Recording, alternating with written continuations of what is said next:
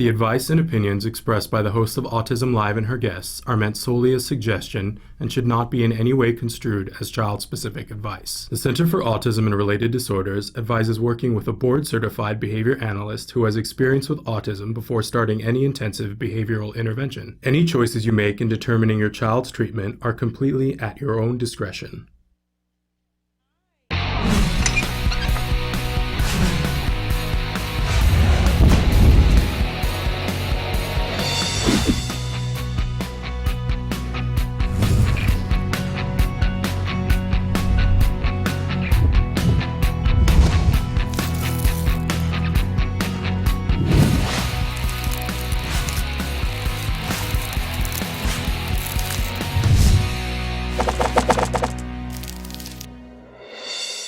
Good morning and welcome to Autism Live. I'm Shannon Penrod. We're webcasting to you live from the Center for Autism and Related Disorders headquarters in Tarzana, California. I'm so excited to be with you here this morning.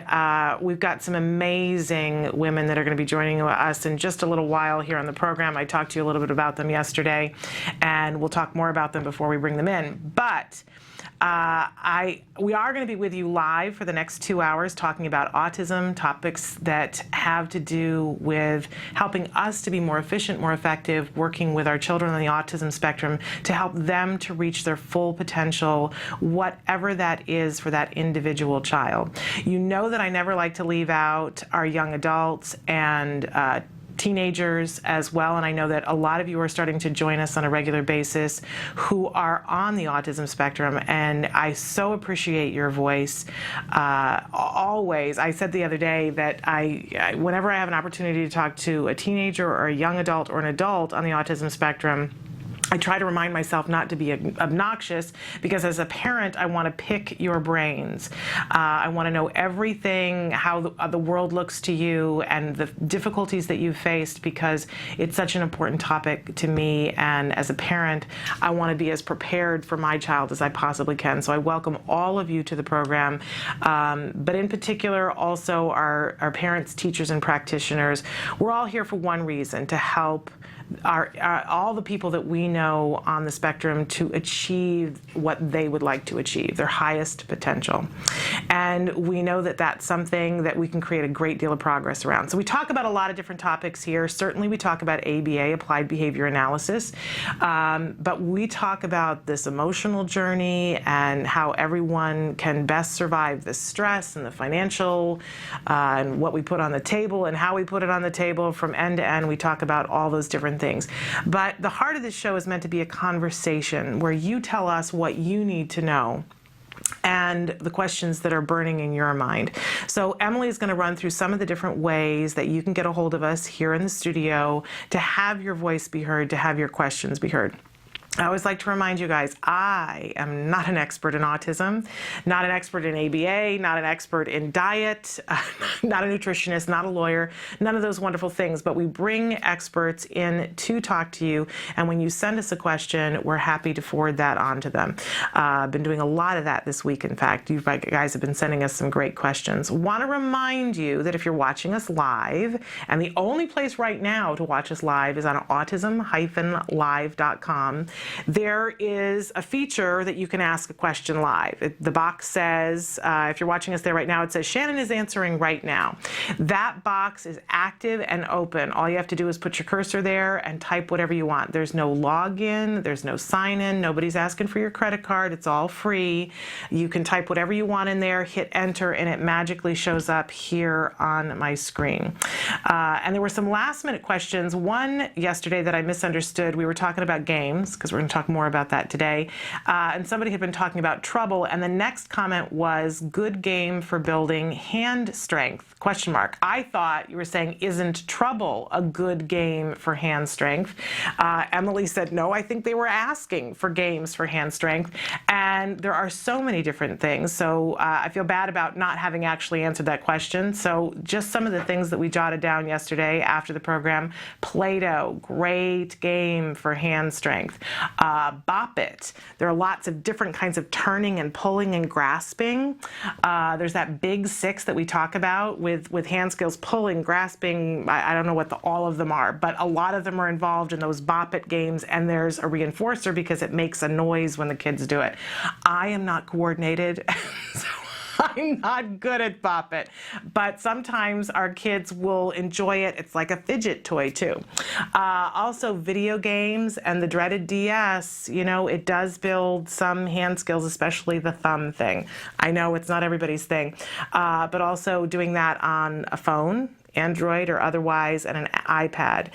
It will have other skills that will be reinforcing as well, and it helps them to be able to navigate on computer screens. So I'd love to hear from you guys if you have other suggestions for great hand skill toys. I'm just thinking about those koosh, right, that you squeeze. And Silly Putty. Silly Putty is another great one. All right, in any case, we like to start every morning with something we fondly refer to as the jargon of the day. This is the time of day when we take on one word, one phrase, one anagram, and try to figure out just what in the hey nani nani it means in relation to our kids on the autism spectrum. For so long, when I started on this journey, I was so overwhelmed by the jargon, and I was resentful. I kept on saying, why do I have to learn to speak this whole new language? Can't somebody just talk to me in terms that I can understand? And what I came to realize is that if you make friends with the jargon, you get more done. It just comes down to that, right? So we try to work on the jargon the same way we work on things with our kids, a little sliver at a time, so that it doesn't become overwhelming, and that eventually over time you're chaining together this bigger task and we really begin to understand the jargon. It really makes a difference when you're at IEP meetings, when you're at your clinic meetings, if you're doing ABA, to understand these terms as they relate to your individual child. Okay, so this whole week we've been talking about play, and yesterday we talked about functional pretend play. So today we're moving on to symbolic play. And just my little asterisk here that I always like to remind myself and all of us that play is really important. I know how much we all have other things on our list that we want to work on with our kids, social skills and language skills. I just want to remind all of us that when we work on play skills, we have the opportunity to work on all of that and more in a way that if we are careful and diligent, we can make it reinforcing to our children. And as we said yesterday, it gives them a safe place to fail. And we all know that it's important to be able to fail to be able to be successful, right? You have to have an opportunity to get it wrong, and then another opportunity to get it a little right, and another opportunity to get it more right. And play really provides that opportunity for our kids and can also lower stress levels for us and for them. So play is pretty important. Okay, we talked about functional pretend play, that aisle in the toy store that has all the toys that look like real life things. And how great it is to let our kids play in that way. So what is symbolic play? Let's take a look at our actual definition. Endowing objects with other qualities to play with them in socially relevant and appropriate ways. Okay, let's look at our working definition. Using imagination to turn an object into a functional toy. So it's great if you can afford to get the toy kitchen, right? And do work on functional pretend play. That's wonderful. But first of all, not everybody can afford the big plastic, heavy-duty primary color kitchen, right? It's kind of on the expensive side, and you have other toys that you want to get to help in other areas. But also, there is this idea that at some point we want to jump from functional pretend play to symbolic play. Let's start with an example of, you have a little car, a little matchbox car, and that's wonderful, and we get the child to play with it, and they're going vroom, vroom, they're playing appropriate with it, right? Well, if we're someplace and we don't have the car, we can use it as an opportunity to make the leap, and maybe we have a computer mouse, and now we're going to endow this mouse with the properties of a car. We're going to pretend with the child, and we would model it for them and say, I'm a car, and it has wheels, right? But it doesn't have doors or windows, but I'm going to pretend. This is symbolic play. So stop and consider, if you don't have the money for the big functional pretend play kitchen, are there things that you could use to make a kitchen and endow it with the properties of a kitchen? Yeah, it doesn't have a sink, but you can pretend. This is a great way to play with our kids. It allows them to become flexible with their thinking, to look at things and see things in different ways, which really is going to help our children later on when we talk about things that are really shades of gray, and also with perspective taking, to see things in a different perspective without having human thought and human emotions into it is a great precursor. So taking a bar of soap and making it into something else. And when I say make it into something, I'm not talking about carving it, endow it with the properties of something else. That a bar of soap can become a car, or a bar of soap can become a mug that we're drinking hot cocoa from. A pencil or a pen can become a microphone, right? All different things. Stop and think about all the different things you could do with objects in your house to get your child to play. Is it possible that in the beginning the child is not going to understand? Absolutely. But if we model it for them and we make it reinforcing for them, we can get our children to play with things in a symbolic way. It can be really fun when your child starts to get that. It's a very exciting time. And of course, tomorrow, actually on Thursday, on Wednesdays we don't do Jargon anymore, but on Thursday we'll get to imaginary play, which is the next leap, really into the frontier, that anything can happen at all. Really amazing what we can do with our kids when we think of play in this way, in this progression. Very exciting. So when we're talking about symbolic play, when somebody's asking, does your child play symbolically? Does your child have the ability, and don't be afraid if they don't, because a lot of our kids don't until they're taught, to take something, endow it with other properties, and make it a functional pretend toy. We can teach it. It's very exciting. All right, we always have a question of the day for you, and of course we're focusing on toys this week. So our question today, yesterday we asked you what's your child's favorite toy to play with, so today we want to know, what toy would you most like to give your child? I know what the answer is for a lot of people right now, if their child doesn't already have one, is some sort of tablet or iPad, and that's okay. Write that in and say that, because I certainly hear you when you say that. They're great opportunities for our kids. But are there other things too? What's on your list? This is a hard one for me this year for my child. Certainly he does not have an iPad yet, and that is very much on our list. He is very interesting. He's asking for one of those Nintendo U things. And I gotta be honest with you, I haven't looked at it a whole lot past the price, which made me go, whoa. And I've looked at the commercial, and I keep saying to my husband, what is it about that? It looks like a DS, but they can play the game they were playing on. The big thing on the commercial they seem to say is, and you can go back to watching TV while your child's playing video games. This is not a selling point to me. I'm just saying. So if you guys understand what the U does, because while it's on the top of my son's list, it is not on my list at all. So if you know what it does and why I should want that for my child, let me know. My child would appreciate you. Because I'm a little mystified. But love to hear from you guys. We're going to have a chance later on today to check in on Facebook to hear your answers to what toy you would most like to give your child this holiday season. Okay, we always have a topic of the week, and of course our topic of the week this week is and we're focusing on toys all week long, play skills, and how important they are to our children's ongoing development. Really important. I would say that it's one of the big things that we tend to not everybody, I know some of you are really good about this, but certainly I do this, and I know a lot of other people do, that we kind of poo-poo it.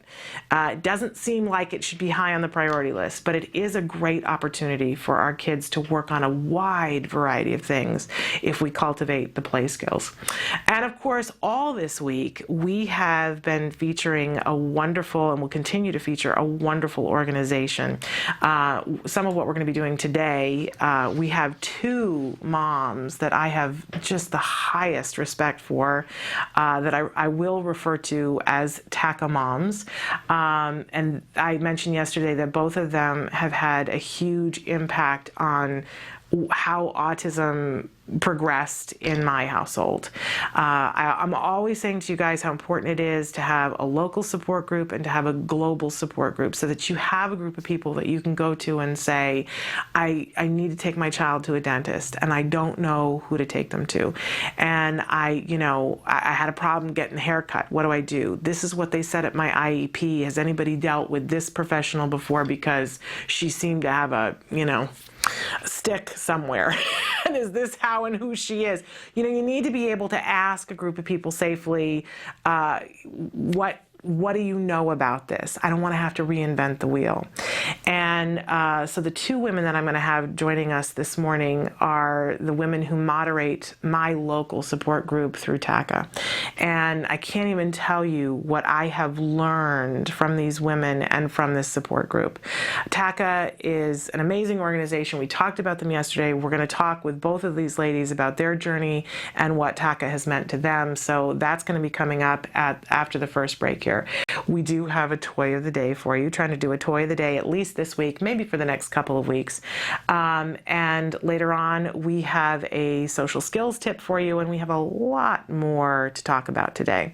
A lot going on in the world, and lots for us to discuss. But of course, we're always interested in your questions and your concerns and your suggestions. So the forum is open right now, the live forum. If you want to pose a question or a suggestion at any point, jump right in, be a part of the conversation. We're going to take a break, and when we come back, we're going to be joined by Moira Giammatteo. I probably said it wrong, but she'll correct me. A really amazing mom, a TACA mom. And when I will talk about how in a relationship with autism, that there's a mom that I know that talks about how somebody is the project manager, well, that's Moira. So excited to be introducing you guys to her. She is a wealth of information and a really wonderful woman and a wonderful autism mom, a true warrior. So we're going to take a break, and when we come back, Moira Giammatteo will be with us. Stick with us. Currently in the United States, 1 in 88 children is affected by autism. 1 in 88 means something different when your child is the one. Recovery is possible. Hi, I'm Shannon Penrod, host of Autism Live, an online show about autism broadcast by CARD, the Center for Autism and Related Disorders. I'm also the mother of a child with autism, my beautiful son, Jem. You know our old joke, guess what? Chicken butt. Chicken butt. So we're going to take the chickens. But things weren't always so easy. I remember when Jem was first diagnosed with autism. I used to lay awake at night in bed and pray for someone or something that could help us to get our child back. My prayers were answered by Dr. Doreen Graham-Pichet and the Center for Autism and Related Disorders. CARD treats autism and other related disorders using the principles of ABA, Applied Behavior Analysis, which is the only scientifically proven effective treatment for autism. It is also recommended by the American Academy of Pediatrics and the U.S. Surgeon General. About a year after we started treatment with CARD, we were able to see tremendous improvement, and we got our child back. What grade are you in? Second. You are a smart cookie, huh? Mm-hmm. Do you like school? Yeah. Do you have any good friends? Yeah, Oscar. Oscar is your best friend? Yeah. And my child is just one of thousands to benefit from CARD ABA therapy. Across the nation and around the world, children are making amazing progress and being given the keys to unlock their full potential. We are extremely grateful for the amazing job CARD has done in helping our daughter. Our daughter today, just in 4 months, I think is a totally different child than when she started with CARD. I kind of see it as, it seems like her brain in a way was asleep, and now that we've gotten so many services, we've seen her wake up. Teacher has some glasses. Recovery is possible if you take the right steps, if you're willing to put in all the hard work. And 7.5 years, yeah, it's a lot of work. It's worth every little bit, and CARD's been there with us every step of the way. I have 2 children with autism. I can't imagine a day without CARD or the therapists. They've been so instrumental in helping us with our kids and shaping their lives and helping us help them. Thank you, Christy and Big Alex. Thank you, Jackie and Mariana. We've tried other things before ABA, but the most beneficial thing has been ABA services, and I'd be the first person to tell any newly diagnosed family that you have to contact an ABA provider, and if you're lucky enough to have CARD,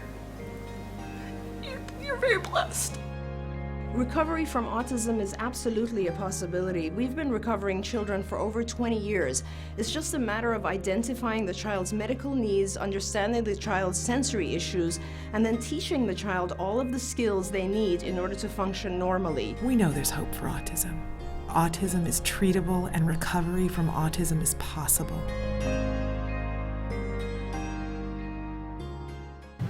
Welcome back. I am so excited today and all this week because we are focusing on a really special group, TACA.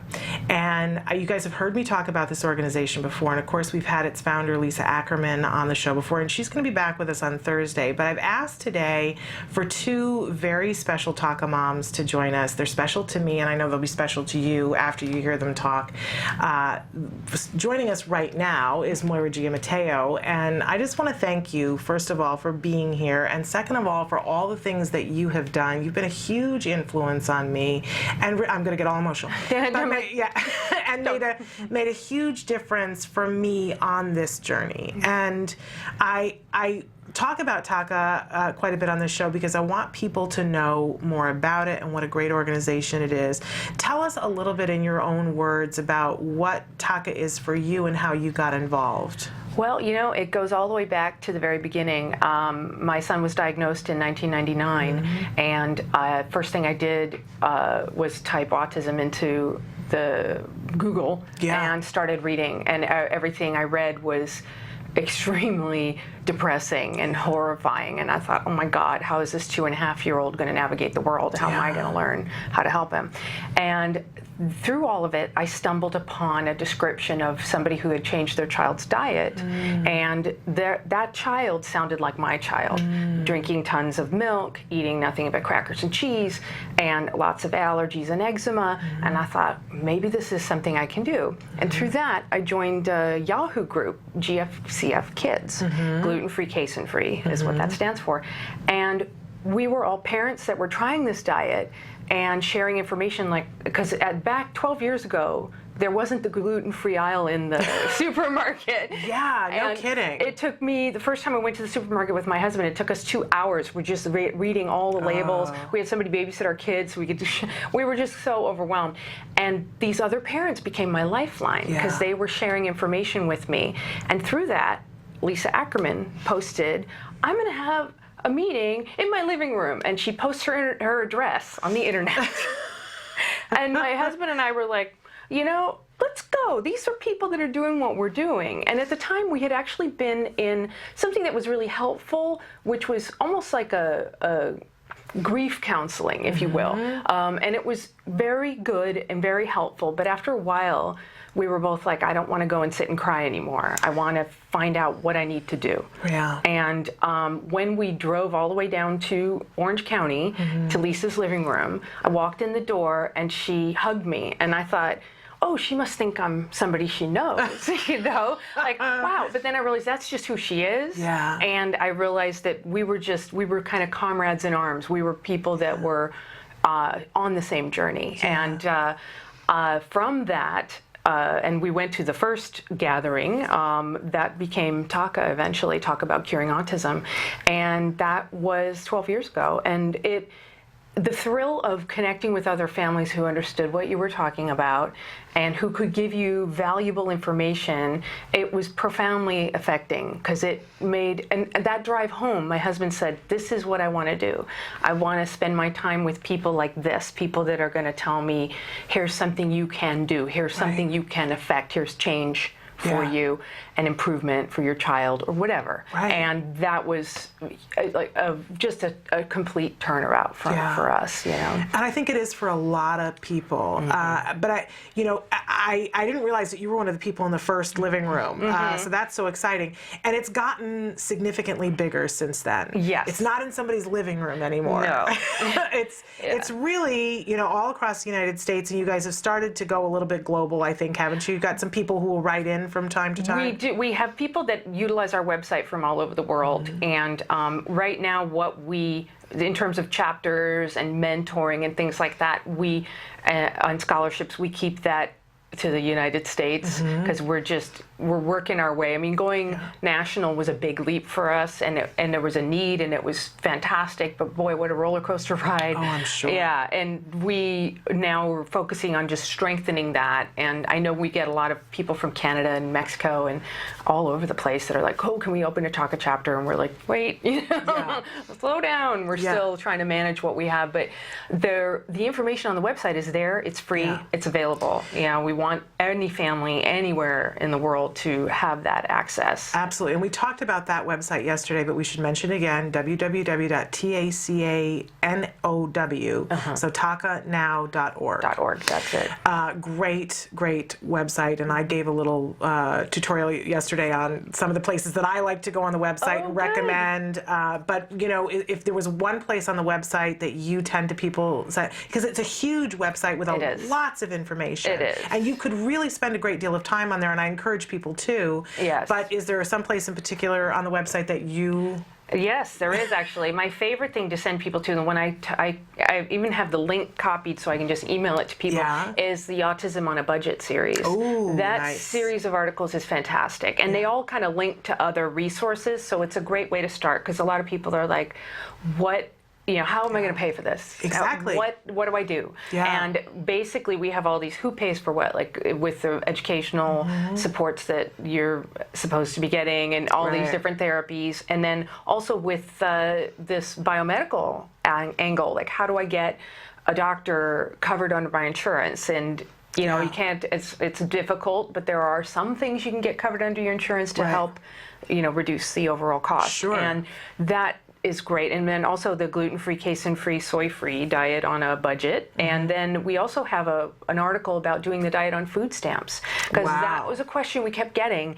I'm on food stamps. I can't afford this diet. And we all were like, gosh, how do you do that? Sure. And then we thought, well, how do you do that? And we had Holly Bortfeld is another great mom out in Pennsylvania.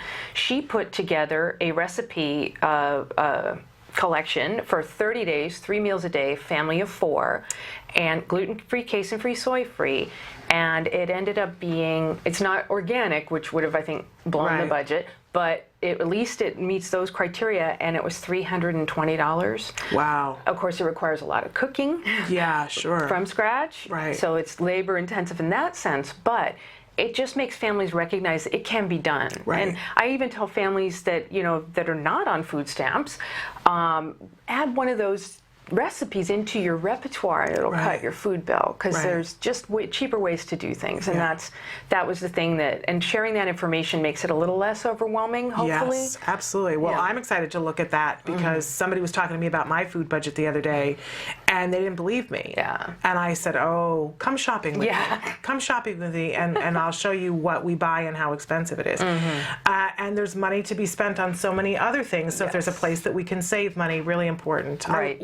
One of the things that I love about you guys is that you help all of us so that we don't have to keep reinventing the wheel. That's it, exactly. And that, I think, was the best thing about TACA, and continues to be, is that families now can hit the ground running. They can walk out of getting a diagnosis when they're basically told, good luck with that, move along. Yeah. If they Google like I did, they'll find us, and they'll find all these suggestions of try this, read this book, here's this conference, try to go to this support group meeting, get a parent mentor, which is something we also provide. Absolutely. And that helps them at least prioritize, because ultimately you mentioned the project management thing. Yes. Yeah, because that was the thing. My husband and I were thrown into the deep end with autism. We're like, what do we do? And my husband said, well, who's the expert that's going to tell us, here's the prescription, here's what you need to do for your kid. Your kid presents this way, so do A, B, C, D. And we need somebody to project manage that. And I'm like, I think that's us. Yeah. And that freaked me out, because I was not an expert on any of this. Yeah. And I met some fabulous professionals along the way who have helped me, but ultimately, it's my child and it's my family, and I need to figure out what works for my family and for my child. Yeah. And that, like I said, was a completely overwhelming task, but made easier by finding all those parents that I could connect with. So. Yeah, I love that you guys have mentors. I think everybody needs to have some sort of buddy on this journey, somebody that you can go to, because even if it's as small as being someplace and somebody says something insensitive and you go, why doesn't everybody else get it? And being able to go and freely say that to somebody else, saying, somebody said this and it really cheesed me off, right? Yes. And have the person say, no, you're not crazy. Yes, yeah. You just are in a world that only this world gets it. Right, exactly. And that's one of the things I always tell parents, like, you must have the original friendships you had, because obviously that's your life and you want to maintain those connections, but your autism friends will become very important for that exact reason. They understand. You don't have to tell them what an IEP means. You don't have to explain why it's so fantastic. I remember when my son lied to me for the first time. Yeah, exactly. An autism mom knows, oh my God, that's executive functioning. This kid lied. Whereas my typical friends were like, oh, and I'm like, no. We're celebrating. I was like high-fiving all my autism friends, and it was great. So, it was neat. It was a neat thing, and I loved having that as a resource for me, and just learning about all the different things that are out there. Well, and you mentioned also if somebody says something negative to you, one of the things Lisa created, which I thought was brilliant, was our My Child Has Autism cards, and that is basically, my kid is not spoiled, he's not misbehaving, I'm not a bad parent, my child has autism, and it's a teachable moment, rather than ripping somebody's head off, which many of us would want to do. You can hand them the card and just say, And in that way, you don't have to say in front of your child, he has autism, so cut him some slack. You're handing a card, which basically is that, read it. Educate yourself. And educate yourself, and recognize that this, not every tantruming kid is the result of bad parenting. Absolutely. There's so many wonderful things that you guys have. And I was saying to you in the break that, part of what I wanted today to be meeting you and Holly, that we're going to have on in a few minutes, is to put a face on, because I think some people, now that TACA's gotten a little bit bigger than the living room, I think that some people get intimidated and feel like it's this group and I don't know if I fit in, and I want people personally to get over that thought and join, because there's no judgments. It's a place to be able to ask questions. But I think more than anything else, I subscribe to, in our group, you have a choice that I can do a daily digest. So I get an email every day to see all the questions and all the answers. It's like my little newspaper for the day that I get to read and look at. And I can't tell you how often I would look at it and think, okay, I don't even understand what this question is, but I would read the answer and then I would realize, oh, this is a question I should be asking. I didn't even know that. I didn't even know to ask this question. Right. You don't know what you don't know, right? Exactly. And that's one of the things I think has been so valuable. And regarding the judgment issue, I know that families, we are judged so often for our parenting, even parenting of typical children. There's always somebody ready to tell you where you're doing it wrong. And so my philosophy and the philosophy of TACA is, we're not here to do that. We're here to present you with information.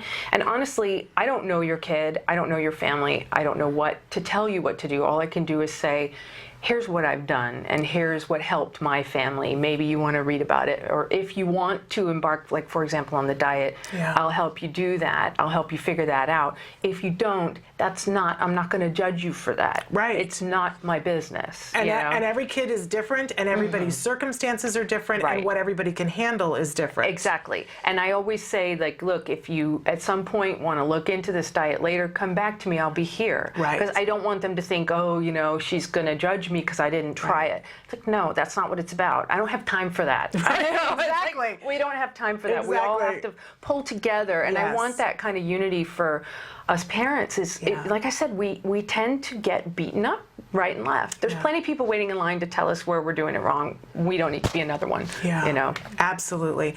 And I just have to say that while you are a remarkable mom, and you really are, within the realm of TACA, it's filled with remarkable moms. There's some incredible people. Yeah. And I feel like that's been the blessing of this journey, is the people I've come in contact with and how amazing they are. And every day I think, wow, you know, I've got these people in my life that I never otherwise would have had, and they've helped me in some way, and I'm thrilled to know that I've helped others, you know, and that's such a blessing. But yes, you know, my husband jokingly calls the TACA moms alpha moms. Well, and I just heard myself say the remarkable moms, because there are, but there are also the remarkable dads. Yeah, too. there We can't are. leave that out, and your husband is one of them. Yes, he is, and you know, dads are just different about how they handle it. Moms, we tend to pack together and like, let's all figure this out together, whereas dads tend to internalize it a little more. And that's one of the things I know we had talked earlier about. My husband and I had done a talk about marriage and autism, and our only expertise is that we're still married and we have a child with autism. Well, that's some amazing expertise, I have to say, quite honestly. It's what we learned, we shared, and what we learned is a lot from a lot of our mistakes. And I think one of the things he mentions is men tend to withdraw from a battle they perceive they can't win. And I think that was really profound for me, because all I could think of was hunker down around my child and make it better. You know, whereas he was like, this is overwhelming and I don't even know where to begin. And they're telling me I'm not gonna, I mean, a lot of at the time, even now, sometimes the hope idea is not pushed out there that much. And so that was really helpful. And you're both mourning in a very different way, and it's hard to provide comfort for each other, but eventually you kind of have to lift up your head and recognize, you know, this is a team and we're gonna do this together. And he's my partner and my support for all of this, and you know, in the trenches with me, and that has been fabulous, because I know that can be a struggle for you know, if one spouse is not particularly behind any type of therapy, or if one of the spouses just isn't recognizing that there is actually an issue. That's also a challenge. Floating on that river in Egypt. Did not deny. And I actually want to talk more about the talk that you guys do. I want to take a short break and come back and talk a little bit about your circumstances. Okay. So we'll be back more with Moira. You got it. I'm close. Anyway, stick with us. My name is Rocky. Autism used to affect 1 in every 10,000 children. Now it affects 1 in every 91 kids. TACA is one of 5 organizations helping families living with autism today. Our kids came back to life. There's a whole community out there, and now we're a part of it. Oh, TACA has a place for me. To find TACA, go to www.tacanow.org. Please. Welcome back.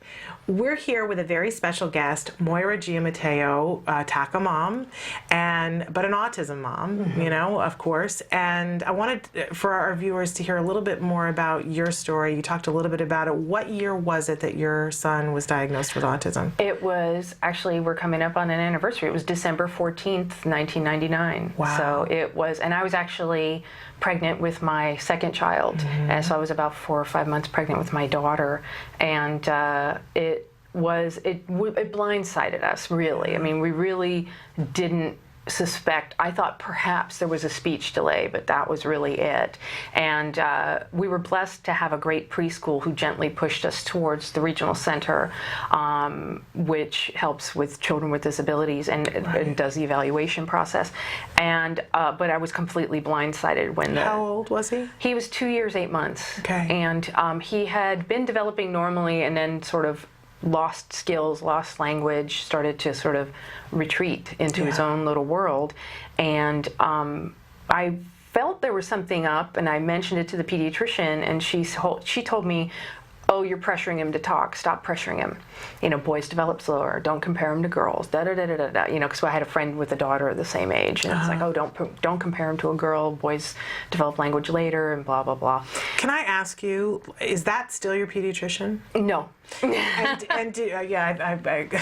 thought as much, but. Did you ever, because somebody asked me this question recently, because I had the same kind of thing, did you ever go back and have the opportunity to talk to that pediatrician? I did not, and I should have, because I think that would have been a good teaching moment for that pediatrician to say, look, I express concerns and you, I mean, because pediatricians in a lot of ways, their role is to calm down new parents, you know, like to tell them, look, this is normal, don't worry, you know, and that's a good thing because 90% of the time it is, you know, but the problem is I think that maybe I wish she had really been a bit more open about, like, well, if you're concerned, why don't you do this? Exactly. Because it wouldn't have hurt anything to get an evaluation at all. And that's one thing. I wish I had gone back, but I think I was it just completely sucked into what do I do to help my kid? Yeah, I didn't either. And that's why I asked, because it didn't occur to me, frankly, until somebody asked me that recently. I said, you know, I should still do that. Never occurred to me because I was embroiled in what was happening. Eye on the ball. Yeah, exactly. Exactly. And recognizing, I guess some part of me recognized that she wasn't going to be of any help because she hadn't been, which maybe was unfair of me. I don't know. But I sort of moved on. And actually, I think our health insurance changed. I mean, a lot of stuff happened right around the same time. And so that is a good question. But after observing these things and being told it wasn't an issue, I was like, okay, well, good. Phew, don't have to worry about anything. And then that was when his preschool said, we're concerned. You know, he's not, and this was a new preschool for him. He'd just gone in at age 2. So they had not seen what he was like before. So they were like, he's not bonding with peers. He's not, you know, pointing at things. And I didn't know at the time, they were basically listing off all of the symptoms of autism. So they knew. And they gently pushed me towards regional center, and then we got the diagnosis and drove out of the parking lot with nothing, not even a pamphlet, you know, and that we were just completely blindsided. And you know, so one of the things that was interesting was the diagnostician, I guess the psychologist that gave us the diagnosis. He told us a story that I think was meant to be encouraging, but it was it was not. It was. We said, well, what's the prognosis? What do we do? And he said, well, you do intensive therapies and all this stuff, and you know, and I know a kid who he ended up getting a law degree, and I was like, oh wow, that's great. And he said, oh, but he couldn't handle the pressure, so he sweeps up popcorn in a movie theater. And I'm like, well, that's not as I mean, that's fine, but I just thought, what, you know? That's what you're left with. And it was just and that was running through my head, and so it was an overwhelming process. And again, like I said, my husband and I both dealt with it very differently. And right after my daughter was born, it was almost like we became two different families, because I was all of a sudden just into my daughter, and she was something I knew what to do for. I knew how to help her. I knew what she needed. And my husband kind of was with my son, and it was the weirdest thing. For a couple months, I think we were all just sort of hunkered down, and eventually we were recognizing, you know, we need to do something about this. We need it. In fact, the first TACA meeting that wasn't called TACA, I brought my daughter with me because I was still breastfeeding, so brought her in the little bucket, you know, so it was a crazy time, you know. It was definitely a crazy time for us, and we managed to navigate it together, thankfully. And that, I think part of it, and my husband talks about this, is when he saw that some of the things we were doing, because the first thing we did actually was the gluten-free, casein-free diet, because he was diagnosed in December, and everybody goes on vacation, and there was no way of getting any kind of therapy on board until January or so. Plus, he was close to turning 3, so it was going to be, let's give him to the school district. Yeah. All these things were happening that we weren't aware of. So our only intervention, I think he got speech, and he got the diet, and that was it. And when we saw improvements with both, that energized my husband, and he talks about setting goals right away, because it wipes the slate clean. You think you're going to have this one child, and then autism comes along and wipes the slate clean, and you don't know what you're going to have for the future. So my husband started filling in goals. I'm going to get him to laugh. I'm going to get, I'm going to get him to interact. I'm going to roll the ball, and he's going to catch it or whatever. And so we started working on smaller goals. But once you start achieving them, then, it's like ABA. Exactly. Success. Exactly. And then it feeds on itself. Exactly. Wonderful. Exactly. And that, I think, was the key, and it was realistic hope. We had hope, but we weren't unrealistic about it. We were realistic, and we got rewarded by seeing that, these things you are doing are impacting your child and moving him forward. Wonderful. So that was a lot of years ago. It was. Tell us about where you guys are as a family now. That's my son is now 15. Wow. And I know. The teenage years. It's crazy. He shaves. He's taller than me. He's got a deep voice. I think when I met you, your son was the age my son is now. Like 7 or 8. Well, he's not. He's 9 now. So, that's probably accurate. So I'm going to blink, and he's going to be. You're going to have to tell me. It's crazy. Well, it's great. I mean, he is doing very well. I mean, he was very severe. He was somebody that ate broken glass and dirt and smeared poop on the wall and was completely oblivious to danger. Would bolt out in the middle of the street if you weren't hanging on to him.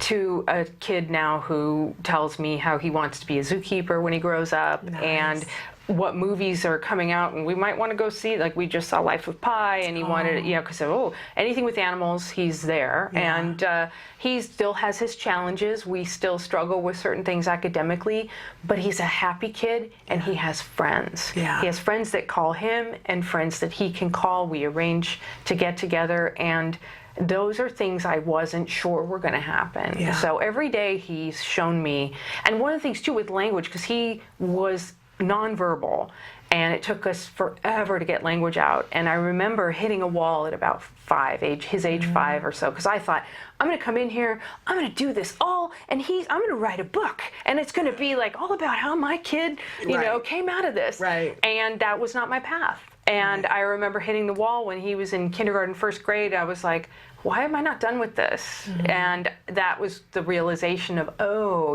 we've got a different path. And the people that have that lightning bolt recovery, God bless them, and that's beautiful. But that's mostly not, everybody sees some improvement, and we don't know what the improvement's going to be. And for us, it was him becoming verbal and being able to tell us what was going on, and him having a sense of humor and being really connected with us. And that has, that means to me that we've been successful, because he is now connected to our family. I think it's so important to share those stories, because we talk a lot on the show about how progress is available for all of our kids wherever they are on the spectrum. It's going to look different, it's going to feel different, you're going to end up in different places because our kids are all different, but it's still substantive. Exactly. And that, even with the dietary issues or any kind of therapy you undertake, it's how you're going to measure it. Does success mean sleeping through the night? Does success mean finally, being potty trained, through your ABA therapies? That is success. That changes. Both those things are life changing. Exactly. So it's like we have to celebrate that and recognize that, and also, change can happen at any time, and that's the thing I think I lost sight of and got into kind of a funk when we weren't all done with this by the time he was, in 1st grade. The improvements from age 9 to 11 were remarkable in terms of language and just the like initiating language and all these things that I had wanted so badly, they finally came, but it took a long time to get there. Right. And sometimes for some kids, I mean, with these iPads and that kind of stuff, it unlocks a different way for somebody to communicate, and it's all there. I mean, so I always tell parents, keep putting stuff in because it's there, and it's just a matter of us finding the right way to get it out. Yeah, you know? absolutely. So, to unravel the present. Yes, exactly. Exactly. Because it's there. Yeah. And you and your husband, you mentioned you do a talk, and you guys are a great resource because, as you said, you're still happily married, and that's a huge thing in this community. Well, I think it's a huge thing under any kind of pressure that a family undergoes. I mean, I think that the statistics, it's hard to get a handle on the statistics because there's the one that's been bandied about for years of 75% divorce rate. We were unable to find anything factual to back that up, but there is a divorce rate that's almost equal to the regular divorce rate. But I think one of the best phrases I ever heard described about this was it was in a TV show, they said, ours was not a weight-bearing marriage. I think if there are any cracks, autism is going to put more pressure on them, much like any other life stress would. Absolutely. Loss of job, any other life stress will put pressure on a marriage. And for us, we've done this talk at the NAA, National Autism Association. We've done it, of course, for TACA at the Real Help Now conference. And, we haven't done it lately because my husband is now working. We like doing it together. Yeah. And he's now working in a job with kind of long hours and big commitments. So it's harder for us to do it, but it's certainly something we welcome doing again. And I believe we're out there somewhere on the web. I know NAA Autism One. We did it at Autism One, and they recorded it, so it is out there. And it basically, like I said, we kind of outline all the mistakes we made, in terms of running at full speed and not, maybe not checking in enough with each other, and as my husband said, he felt like he withdrew from the problem, and so yeah, we kind of are really honest about here's where we messed up. And also I think the guilt of you really need to nurture all your relationships in your life, but when there's something wrong with your child, that's all you can think about, and you feel guilty about even like going out on a date because it's like somehow I should be reading a book or attending a conference or being on the internet researching, but honestly you really need to nurture yourself and your family, because your family unit will survive best when everybody is connected as much as possible. And Holly Riley actually said to me about taking care of yourself as a mom, it's like, don't you want your child's mom taken care of? And I thought, because we put ourselves at the back and don't think about ourselves, but ultimately how devastated would our children be if we were to fall ill? So we need to take care of ourselves. Absolutely. And that, so it's about balance, and you don't get the balance all the time. No. There are going to be crazy times, and so that's one of the things we recognize, but celebrating those victories, because they happen. Absolutely. You, as I said, you've been so much help to me personally, and I know to so many people out there, and I encourage people to join TACA and get connected, and so that they can have access to people like you. Well, thanks. Yeah, if they join up and they give us their zip code at least, we can target the emails about information that's about things that are happening in your area. Wonderful. So that's the thing. I mean, I know people don't always want to give their address, and I understand that, but if you at least give us your zip code, we can then target, and you can find out, there's this great conference, or absolutely. coffee talk or something. So amazing.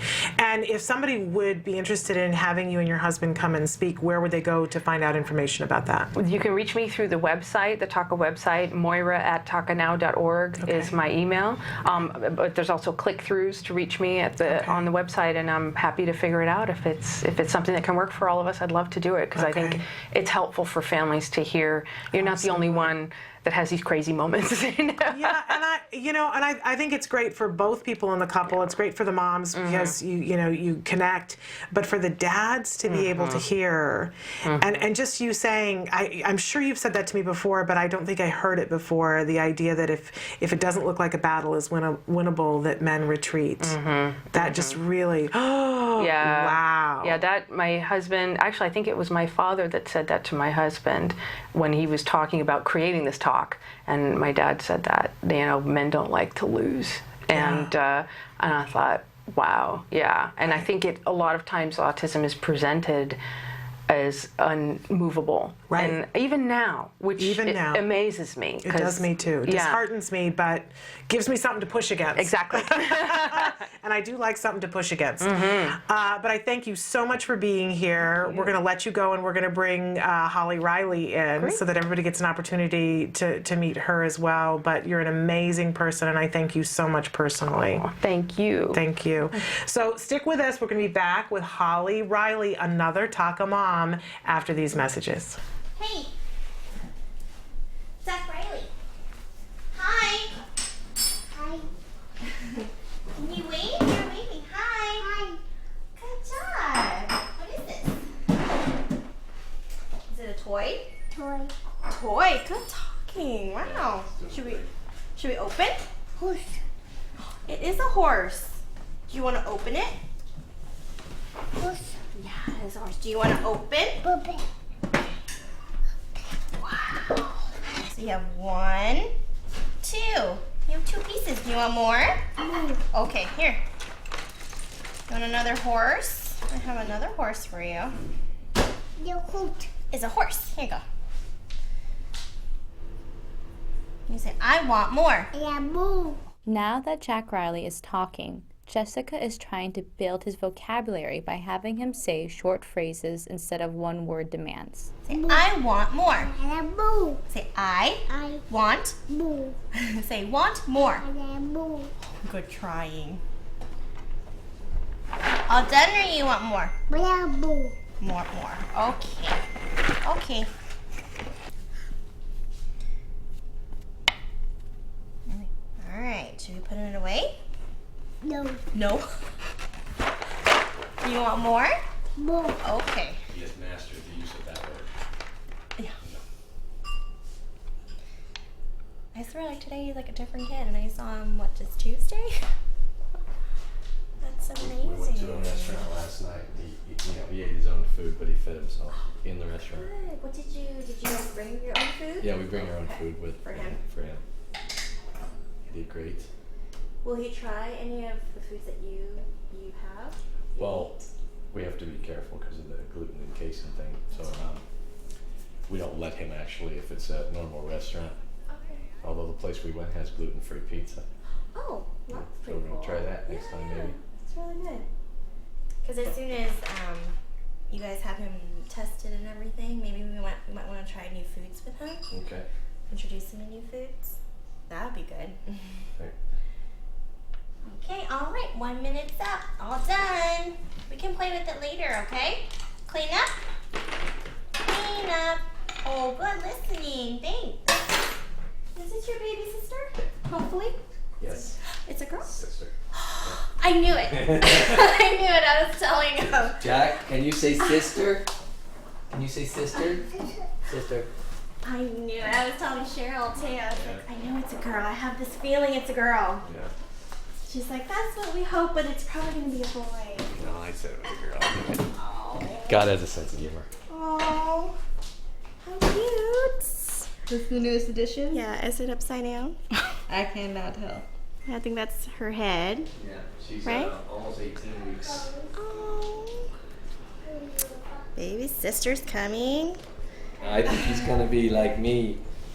I was very protective of my little sister. Wait. 3. Okay. So we're going to be doing matching identicals. So 2D pictures. And he's going to match them to the 3D object in a field of 3. So this is the first day I'm going to be doing it. So we'll see if he can discriminate between the two and see if he can actually match and scan the field. Look, Jack Riley, do you want book or cracker? Jessica is doing a preference assessment to see which item Jack Riley wants as his reward when he finishes his task. Put what's same. That's the same. Look, they're both dinosaurs. Can you try?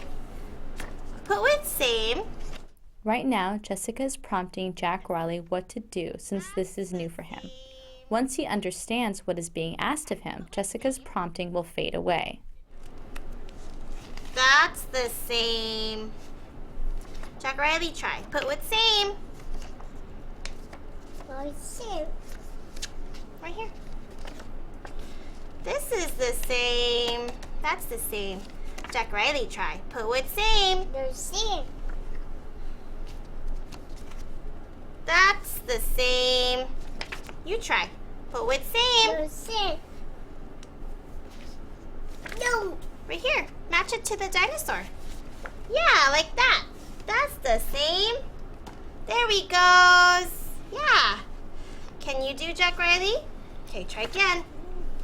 Put with same. Put with same.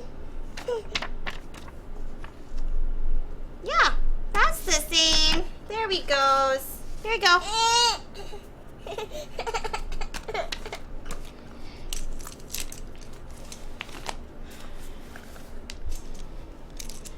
All right. Helicopter's gonna go here. Here you go. Put with same. Like this. Watch.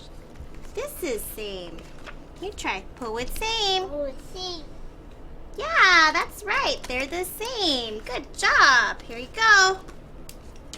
I'm gonna hold on to that guy. Thanks. Put with same.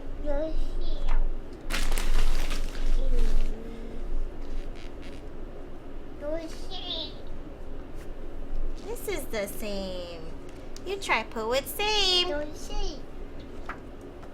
Yeah, that's the same. Let's try it again. Here. Put with same. That's right. That's the same. Good job. What is this? Is it a duck? It's a duck. Is it a duck? Say duck. Duck. Good. What sound does a duck make? Quack, quack, quack. There you go. We actually started a new program called Yes No, where we're reteaching him how to say yes for things that he wants to play. Like, for example, like if he wants to watch a movie or something really, really reinforcing. So we're going to teach that to him in airless learning, meaning that we're going to prompt him all the way when we're first starting to teach him the new skill, and then fade out our prompts eventually once he starts to get the hang of saying yes to things that he wants to play with instead of just saying no to everything. So we give him another word that he can utilize. He even seems to say no to things that he does want to. So that's why we want to okay when he wants things. But yes seems to be more functional. Let's go! Jessica, Mike, Cheryl, and Jack Riley are going outside to practice stop, which is still a safety issue because he doesn't always comply. Jessica wants to see how often Jack Riley listens to them and follows the direction. Stop! Stop! Yeah, remember? No? Try again. Go. Stop!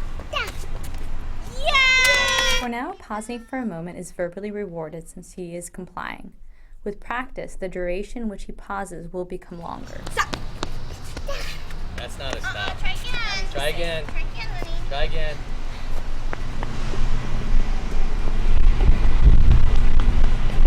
Stop. Yeah. What? Good stop. What? Good stop. Leave it. Stop. Stop. That's not a good stop. Try again. Try again.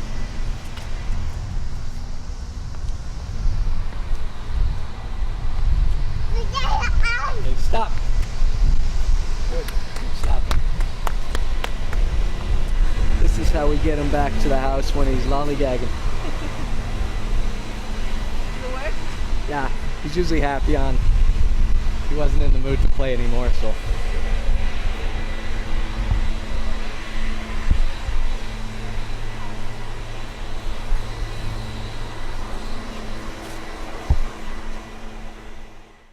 Welcome back to Autism Live. We have a very special guest with us, Holly Riley. She is an autism mom, a TACA mom, and I do love my TACA moms. And I got to meet you recently for the first time face to face. And this is one of the things that I love about TACA is that we were both at the ARI conference in Garden Grove, California, and I belong to a TACA group that I get the Daily Digest, and I read it like religion. It's my daily newspaper that I read and hear all these different things. And for years, I have seen this person on the site saying the most brilliant things, you know, that I'll read somebody's question and I might have like one component of the answer to it, but I don't know the rest of it. And then I would read the response, and at the bottom it would say Holly, that the answer came from Holly. And I'd go, wow, this woman is amazing. What doesn't she know? She's absolutely brilliant. And there were times that I would ask a question and you would answer things. So here I was at this conference, and there was a TACA booth there and a TACA table, and they introduced me to you, and I was like, oh my goodness, you are the Holly. We're old friends. We finally met. Yes, and this is one of the things that I want to bring up about TACA is that kind of thing can exist for people, that you can get knowledge and information from somebody that you've never met, and really you benefit from that and have that work in your life. And it can change everything for you and your child. Absolutely. The connections we can make with our technology is phenomenal. It is, and people should subscribe to TACA groups, if nothing else, to read what you write. You are an amazing wealth of knowledge. Well, thank you. I come by it honestly because we've been through so much in the past 7.5 years, and I'm so very happy to share it because, you know, like you were saying with Moira, no need to reinvent the wheel. I'm fortunate that I was able to get information from other parents when we started, and continue to this day, you know, to find out about what the latest research, especially in biomedical treatments, and, you know, my son was just recently diagnosed with subclinical seizures, which, you know, there's a whole lot to learn about all of these things. It never stops. But what we learn and share together, it's synergistic. It's not just little pieces of information, but a whole world of resources that we share as parents. So let's talk a little bit about how you came to be a TACA parent. How did autism come to live at your house, and how did you hear about TACA? How did autism come to live at my house? That's a loaded question. Isn't it? Well, my son Quinn was diagnosed when he was 2. And at that point, I think we'll see the video in a little bit. He was nonverbal, he was self-stimulatory all day, every day, lost in his own world. And through research on the internet, we connected with other parents, and you know, we're far enough away from the TACA meetings, and the closest one was on a Friday night. I had 2 kids in diapers, so it took me 2 years to get to my first TACA meeting, by which point I was already well down the journey, and Quinn had just made tremendous gains and was healing in incredible ways. But I remember that first TACA meeting when I walked in the room, and I was surrounded by parents who were like me, who, you know, who get it. Whatever it is you may be talking about, whether it's smearing poop or the diet or trying to fight for the right class placement. And just to be among people who had that shared experience was such an incredibly powerful feeling. Without even, you know, going into what that particular meeting was about or the resources that TACA has to offer. And I felt like I was home. I was like, oh, finally I meet these people in the flesh rather than just on the computer. And I've been really involved with TACA ever since. And it's a really wonderful organization because it's families with autism helping families with autism. Exactly. And you know, we also got a lot of information from Generation Rescue and love that organization as well. And one of the things I especially love about TACA in particular is that it is that we want to help you wherever you are on your path. And whether you want to look into the biomedical issues and trying to get the right kind of help for your child's medical needs, or if you're wanting to start the diet, or if you're just trying to figure out what to do after your first day with the diagnosis, or school, or placement, or, you know, regional center, early intervention, wherever you are, we want to help because we've been there, and that's what TACA is all about. Yeah, and full support. We were talking earlier about the fact that there's no judgment, that you get to come in wherever you are, and you're greeted with nothing but help and support, and nobody's going to try to jam anything down your throat. Right. Any belief or anything. You can come in wherever you are. And I don't know about you, but one of the things that's hard for me about the autism community is that it seems like it's so segmented sometimes. Yeah. That we've had people on the show before. We talk a lot about ABA here because there's a great reason to talk about ABA. Absolutely. But it is not the only thing in the world. And a lot of times people will say, well, they'll sit here and say, well, we do ABA and feel like they can't talk about the fact that they also participate in a diet, or they also participated in equine therapy, or they also did something else. And there is a feeling in the community of, well, I can't talk about this because everybody is segmented. But the truth is that most of us are looking at, how do I help my child? Right, and it's such a dynamic community. There are so many possible things to explore. Each child is different, and each child is different from year to year. What my child is needing now is so dramatically different from 2 years ago or 5 years ago. And so I love learning about different things that we haven't tried. I love hearing other people's experiences and asking questions about it, because it may not be right for me, but maybe it would be something that would help one of my mentees. Yeah. We do have the TACA mentors. Yes. I'm a mentor, and every child is different, and just sharing information is so incredibly valuable. Absolutely. And what I love about TACA, you can come in wherever you are and ask questions, and you get a wealth of information on a wealth of different things. And I like to say, I don't know everything about autism, but I can probably help connect you with someone who might have the answer to the question you're going to ask. Exactly. And that right there is an incredible asset. So I'm really happy. I honestly don't know everything there is to know. I know everything there is to know about my experience, but you are. But if you ask me something that we haven't personally gone through in my family, I have an idea of where to start looking and what Google words to search under. Absolutely, which is a great thing. Talk to us a little bit about what the mentor, and you talked about the mentees, and what is it, and if somebody is watching and they have never heard of this before and they're saying, okay, I get it, I need to be a part of this group to get this information, what does a mentor do? Who should apply for a mentor? Well, mentors, generally speaking, are parents like us who've been on the journey for more than a couple of years. We really love to have well-rounded mentors who have some experience with biomedical or diet, school district issues, dealing with special needs law, and all that entails. And Moira is actually the person you should ask more about this. She's the person who coordinates the mentors. But really, if you're listening and you're a parent with that kind of experience and you're saying, well, yeah, I'd love to be able to help out with families who've just gotten the diagnosis, you can apply to be a mentor online. And one of the great things is we do provide training for mentors. We have about once a month we have training calls. There's an initial training call for all new mentors where they kind of learn the ropes of what is expected and what they need to do. And if you don't know the answer to a question, that's okay. Yeah, you don't have to know everything. But like I said, we're sort of the springboard, and we can help the families find what they need. How to refer them. Exactly. And so if you're a parent with that kind of experience and you're interested in being a mentor, you can apply online to become a mentor, and that'll be reviewed by the committee.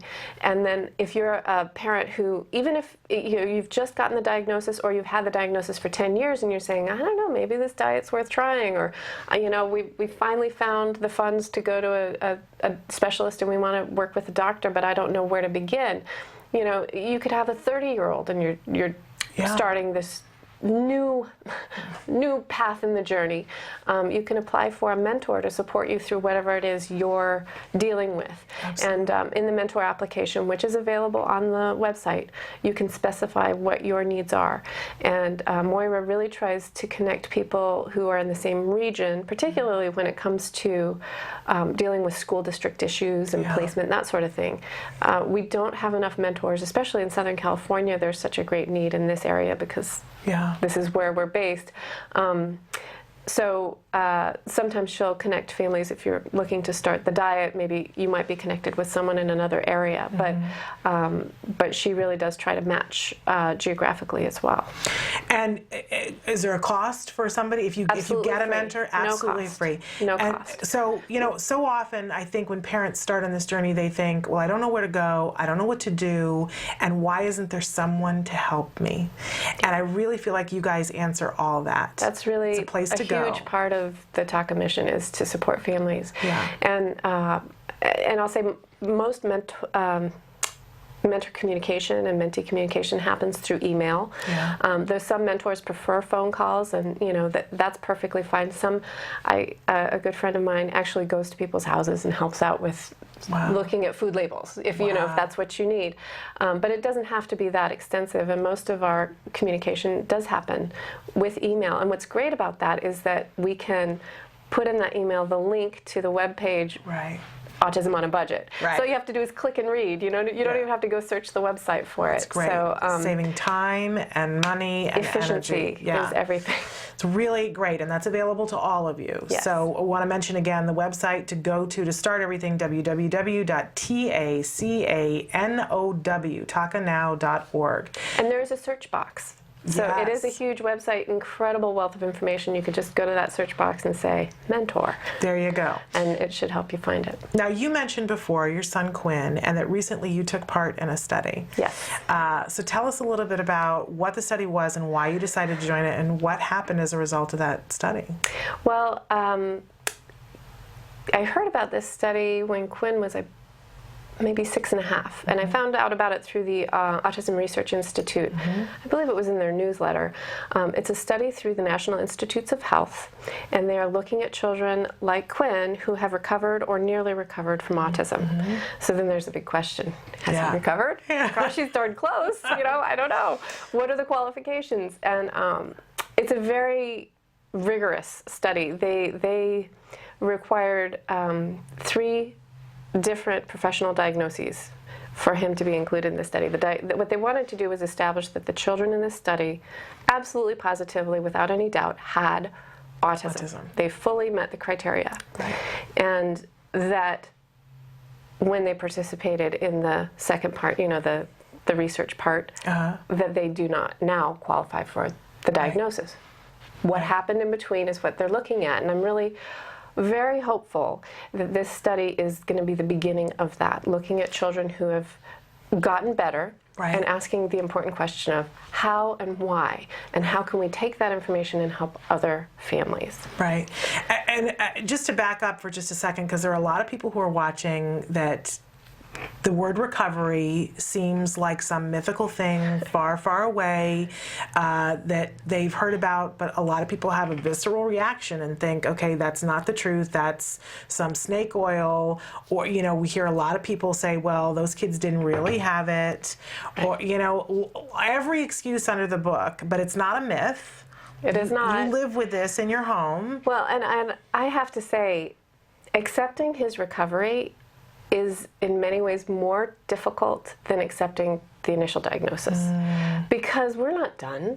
Right. We have a whole lot of health issues that we still are. He's very delicate, and I feel, if the right circumstances came along, we took him off the diet, and he has epilepsy. If we took him off the medication, and he would slip back into the spectrum very quickly. Okay. So it's very much a managed recovery, but recovery from autism. And I actually went to see Dr. Bach speak about this at the ARI conference in Las Vegas, and that's when I finally, the light bulb went off in my brain. I'm like, oh, this is real. And he went through definitions, like dictionary definitions. What does recovery mean? It means, getting away from a previous state, or returning to a state of health, basically. And as he went through all of these definitions, and then he said, what does recovery mean for autism? And he said that means that the child no longer meets the criteria for autism. Right. And as he was saying all these things, I thought, okay, I have to embrace this now. I can't say he is recovering, because by all the definitions here, he has recovered. And participating in the study at the NIH, they did a full psychological evaluation, you know, the developmental history, and days of interviews. They did the ADOS, they did all the psych evaluations with him. And he's in the average range for all of those. He does not qualify for the autism diagnosis anymore. That doesn't mean he doesn't have needs and that he's not, you know, socially awkward and maybe less mature than his peers. But he no longer qualifies for autism. And when that happens, until we have a different word that is more amenable to everybody, the word is recovery. Yeah. And I just ask for everybody to take a deep breath and make room for that. Yeah. Because it's amazing, and you worked really hard for it, and he worked really hard for it. Every day is a miracle, you know, and Moira talked about the small steps along the way, and we went through all of those small steps, from the nonverbal child to just getting him to laugh, to hoping that he would notice we were in the same room. I mean, we really were there in the trenches early on, and a million hours of therapy and all sorts of medical treatments and interventions. Probably everything you've ever heard of, and some you haven't. we've done a lot. And he's an amazing kid. I got to meet him at ARI. Beautiful, beautiful. Same age as my son. We really do have to get together for a play date now that I'm back in town. I want to pause for a minute and show just a short video of Quinn. And I love that you took video of different behaviors, because I didn't do so good with that. But people are never going to be able to look back. The reason we did is because one of my very first mentors early on, a TACA mom, when I talked to her, she said, get your video camera out. Yeah. Because he's going to get better, and you won't have the documentation, and people are going to say to you, he never had it. Yeah. Get your video camera out. So I say that to all parents, you know, if you've just got the diagnosis, as hard as it is to watch your child stim, get it on video. Yeah. Because that is the evidence that he was where he was. Right. And then you meet him today, and it's a whole different world. A whole different thing. So we want you to take a look at this video that you and your husband did together that shows where Quinn was, and shows briefly where he was when he was 5. Right. And now he's 9. Which is not where he is now, but it's still pretty amazing. Yes. So take a look, and we'll be back more with Holly Riley after this. How you doing, Quinn? Hey, Quinn. Quinn. We didn't realize it at first. We thought Quinn was just a normal kid who wasn't speaking yet and liked to spin his toys. He'd spin balls, or the wheels on his truck, after he'd turned it upside down, or the salad spinner, or his sippy cup. He'd spin pot lids, watch the sit and spin, roll toys that weren't meant to be rolled, and spin things that weren't meant to be toys. Even when we took him to the playground, he'd rather upend his stroller and spin its wheels than play with the other kids. Quinn was diagnosed with autism just after his 2nd birthday. At that time, he had 0 words and no receptive language. He didn't even respond to his name. Hey, Quinn. Hi. Hey, Quinn. Hey, buddy. Hey, Quinn.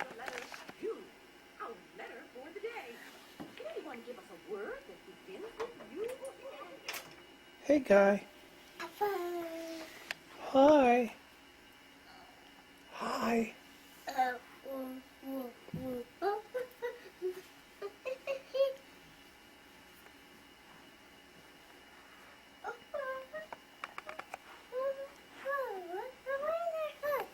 What's going on, guy?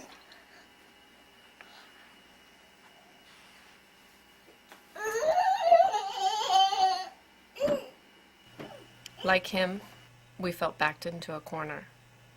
We were told there was no cure for autism. But other families gave us hope. And 3 years later... Hi, my name is Quinn. My autism is going away. Yay! What a beautiful, beautiful boy. Truly wonderful. And we were talking while that was airing, and we didn't have the sound. So one of the things you were saying is without the sound, you see the behaviors so clearly. And I was saying that, you know, I'm sure that there are people who are watching who will recognize their child. I certainly recognize my child with the turning the stroller over and playing with the wheels. And what's interesting to me is that in that moment as a parent, you're so trying to survive in the moment, and you see the other kids playing, but you know, you're thrilled that at least your child's head is up. You know, there's that weird kind of justification that you get into about, well, at least he's engaged in something. And when you take yourself out of it, I remember when the first time I watched this and I saw that moment, I was like, oh, my child did that, and I thought of it as being okay. How could I, with what I know now, how could I have thought that that was okay? But we're where we are when we are. Exactly. You do what you can with the information you have. As Moira said, you can't know what you don't know. Right. So and that's why this is also challenging, is because that learning curve is so steep, especially in the beginning. And you know, one of the things we can do as parents is beat ourselves up about what we didn't know. And that's really very much a bad place to put your time and energy. It sure is. So you kind of have to go, I didn't know that. Right. Let's move forward. Here's what I know. Here's my child now, and let's keep moving forward, because it's easy to get sort of drawn into what you've done wrong. Yeah. And I think that's another really good thing about TACA, is we really try not to focus on that kind of thing. You know, we're not a support group where everyone sits around and cries and talks about what went wrong. Right. We are a support group where we say, what do you need and how can I help you find it? And here's something that I learned about that may be helpful for you. Yeah. You know, it's a conversation about positive, productive, absolutely, whatever we're needing. You know, and about the potential to take action. Absolutely, which I like. Hope is so valuable. The basis of everything that TACA and does. Sometimes, quite realistically, in the autism community, hope is treated like a dirty word. I hear people say from time to time, well, we don't want to give people false hope. What exactly does that mean? I want to know. I want to find the person who coined that and go, what are you talking about? Right. False hope. Because there is hope. There is progress for all of our kids. Absolutely. Where what we want to be careful about is that the progress is going to be different for all of our kids. Right. And so if we left it out and said, well, let's not talk about the fact that there's progress because we don't want to give somebody hope that their child might, get to this point when they get here, that to me seems like a disservice to us and to our kids. Right, and I'll say this, I, early in our journey, saw families who had children who'd recovered, and I chose to believe that it was a possibility for my child. Yeah. And I embraced that hope, but with a very realistic understanding that he might not recover, that his path would be his path, that I couldn't compare him to the other children because he was his own person. Yeah. And we would do everything we could to help him get better. Yeah. And as I learned more and more about what was happening with him, I learned how sick he was. Yeah. Physically ill. He had gastrointestinal problems, immune dysfunction. As this journey has progressed, we've learned he has mitochondrial dysfunction. He has epilepsy, which is the most recent discovery. And, these are real medical problems, and they are treatable. They are something that you can do something very positive about with the right kind of support from a doctor. And I said early on, I don't know if his autism is something that we'll be able to overcome, but I just want him to regain his health. Yeah. And ironically, he has overcome the autism by definition, by the criteria for the diagnosis, but his health has not achieved what I had hoped. He's not there yet. I'm still hopeful. I'm still working every day with him, teaching him about what his medical needs are, so that he can self-advocate and continue to improve his health. But he's very self-aware about that, and especially with his diet. you know, he makes good choices. He's, you know, we'll offer him something that would be considered a treat, and he'll say, yeah, no, I'm going to be healthy. It's a good example for us. It is a wonderful example for us. Let's talk a little bit about the epilepsy, because how did you find out about this? Well, you know, through going to conferences and reading bits about epilepsy and hearing about it, so common in our community. About 30% of the kids on the spectrum do have clinical seizures. So they're visible, they, you know, may fall down, or they may have real staring spells that are very clearly obvious and easy to recognize. But another 30 to 40% of our kids have these subclinical seizures. And of course my radar's always been up for this, but putting your child through an EEG is a huge difficulty, especially when they have sensory issues. And early on I learned about this, and our pediatrician offered us, do you want to do an MRI or an EEG? I'd be happy to order either of those. And when I looked into it, he was 2 years old. I said, no way am I putting my kid through either of those. Right. And ironically, at the study at the NIH, he did both, and the MRI he was wide awake for. Wow. He was able to stay still in the MRI for over an hour. And, you know, like that right there is a miracle for any 9-year-old boy. Well, 9-year-old, you couldn't get me to do that. Yes. So, and it included regular EEG and then a sleep study. So he was hooked up to the EEG equipment for the 20 minutes, and then overnight, and they put wires down his legs. They did, you know, the full sleep study. And from that, he had, the test showed that he had frequent centrotemporal spikes. Wow. And so what I've learned is that if that kind of spiking of electrical charges happens for 3 seconds or more, it's considered a seizure. And if you have 2 or more of those, it's considered epilepsy. Wow. So during the testing, of course, this was not a diagnostic test. It was a part of the clinical trial. So they said, you need to follow up with your neurologist when you get back home. And so, of course, I dialed up all my TACA moms. I said, who do we see that's not going to look at me like I've got two heads when I say I give my child supplements, and we've done all these crazy things. And we do the diet. And so we found a really good neurologist, and she ordered a 48-hour EEG, which we did at home, and he had 2 seizures during the night. And again, those were very short duration, but this constant centrotemporal spiking of electrical activity. So he's now being treated with anti-epileptic medication, and you know, we've everything now. The improvements are more subtle, but they're still there. You know, and I take very careful notes still. Especially, I love my phone because it's got that note section, and you know, wherever I am, I notice something and I jot it down. Because it is more subtle now, but very real. So we've seen some improvements in social engagement and social referencing, eye contact, even with the treating the epilepsy. But to be clear, you weren't seeing any symptoms before that test that you could have said, oh, I think my child has epilepsy. No, in fact, I did a lot of research once I found out this was going on, between this being in DC for the study and seeing the neurologist, and went to the ARI website. They have videos of doctors' presentations from previous conferences, which is a wonderful resource. Absolutely. And that's autism.com.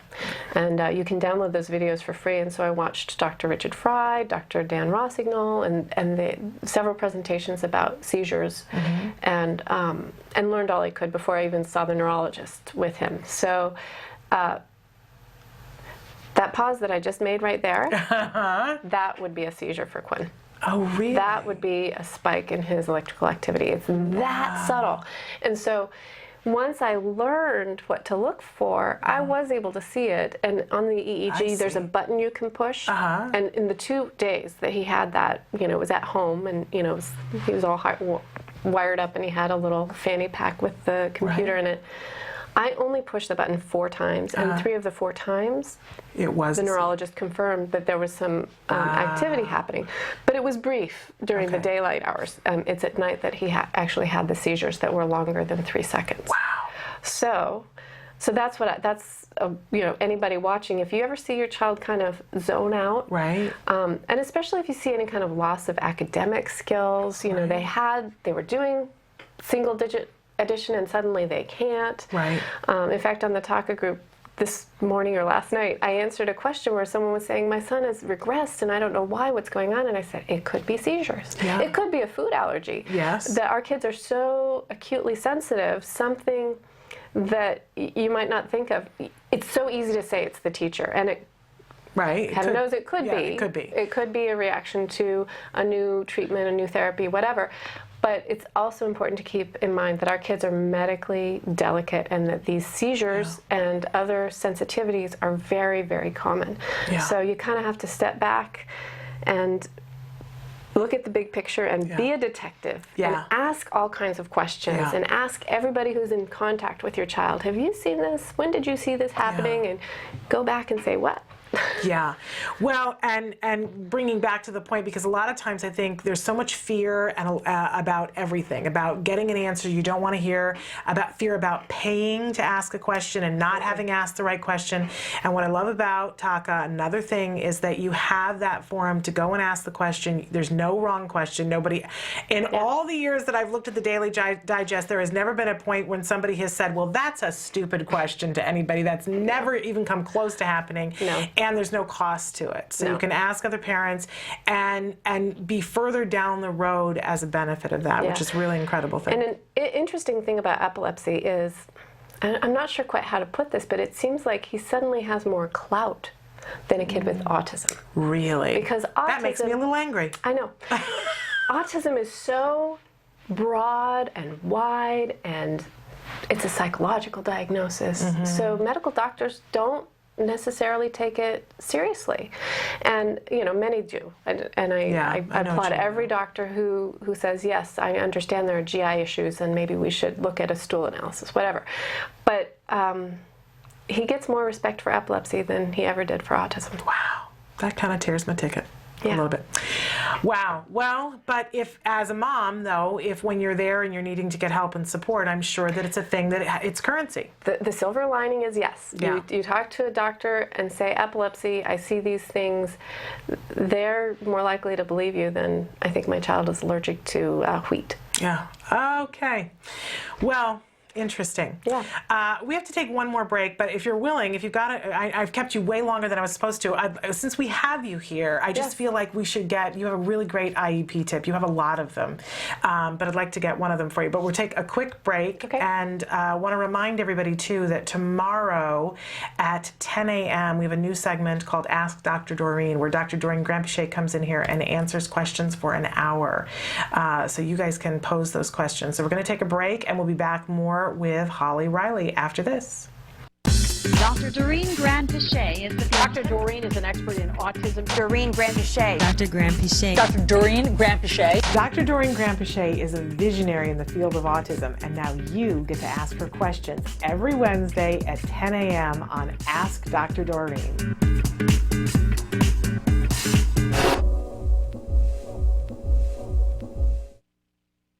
Welcome back. Our special guest right now is Holly Riley. She is an autism mom. She's a TACA mom, and I've kept you here because you are a great resource for so many different things, and I'd love to have you on the show more often and have you come back from time to time.